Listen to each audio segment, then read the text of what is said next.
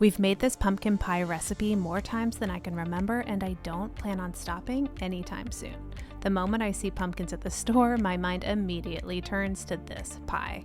The butter crust turns out flaky and the filling bakes to be creamy, pumpkin-y, all with just enough sugar and spice to make you smile. Now, it wouldn't be an inspired taste pie recipe if I didn't start with my favorite pie crust recipe. Longtime followers already know about it. You'll use a food processor and it comes together in just about 5 minutes. It also makes enough for 2 of these pies, so you can save half the dough in the freezer for another day. Now, a great tip when working with any pie crust is to keep it cold. So I let this sit in my fridge for 20 minutes before rolling it out.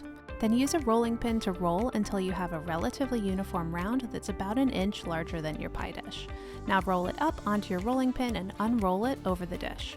As you move it around, be careful you don't stretch the dough, then fold any excess dough around the edges and crimp it for a nice look once baked. Now chill the dough again while you make my favorite pumpkin pie filling with pumpkin puree, both granulated and brown sugar, eggs, cream, and spices. Every time I share this pie with someone, they always comment about how much they enjoy the spices in the filling. There's cinnamon, ginger, cloves, and vanilla. Simple, but they make a big impact. Bake, then try to be patient and let the pie cool completely. I know it's hard, but it's so worth it.